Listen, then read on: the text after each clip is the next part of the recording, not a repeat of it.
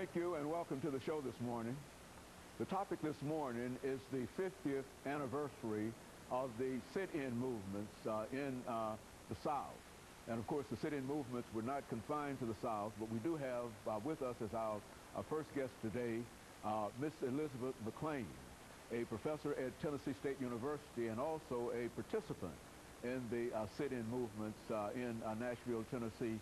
And let me welcome you to the show this morning, Ms. McClain. Thank you, Dr. Henry. And tell you how delighted we are to have you here with us, because we know that not only did you participate in the civil rights movement and in the sit-in movements, but you have played a real role in terms of the legacy of that movement, directing studies and directing all other kinds of activities to make more people aware of that. Let's start off by having you to give us a statement about your own background, and then talk about the sit-in movements, the 50th celebration of that movement. I was a student at Bethune High School in Piedmont, Alabama, when my brother came to Nashville to Tennessee State University. I graduated, and then I came to Tennessee State in 1961. I am the second oldest of 8 children. My brother was in the sit-ins, my brother was in the stand-ins, and went on the Freedom Ride. And so when I came to Nashville, I joined NCLC and the student movement, and I did the same thing. As a freshman? As a freshman at Tennessee State. Nashville's movement actually began with Kelly Miller-Smith going to Atlanta and joining Dr. Martin Luther King when they organized the Southern Christian Leadership Conference. Dr. Smith became the chaplain for that organization. He returned to Nashville in 1958. He called for the ministers of Nashville and organized the Nashville Christian Leadership Council. And that's the organization that ran the sit-in movement in Nashville.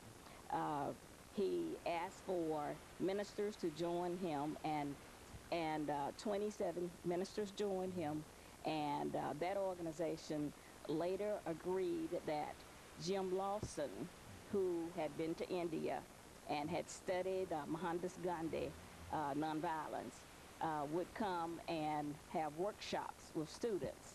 So Nashville students and community persons went to workshops at Clark Memorial Church and several other churches and learned the philosophy and techniques of nonviolence. And that's what they used when we had the sit-ins. Now, the first publicized sit-ins was February the 1st, 1960 in Greensboro, North Carolina. But Nashville's first sit-ins was on February 13th. Now, Nashville had tried some test sit-ins in 1959, but the first publicized sit-in was February 13th, 1960. The sit-ins went okay. They sat, they closed the counters, and then the students left. They went again 3 more times before there was violence.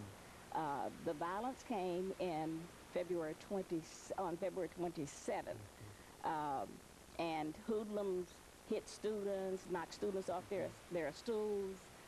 One young man was pushed over the counter, and the police sat and watched as these things happened, and then the police arrested these nice, well-groomed students for disorderly conduct.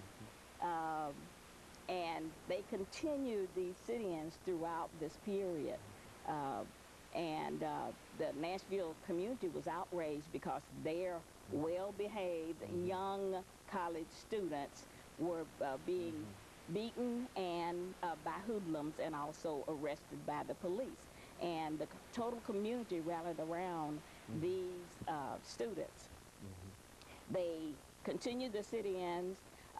The mayor had a biracial committee which came up with a solution that said that they would have partial counter opening. You'd have one part where there were black people, and you'd have one part with whites and one part with a interracial group. And of course the students didn't accept that. And they wanted full integration of the counters and everything else.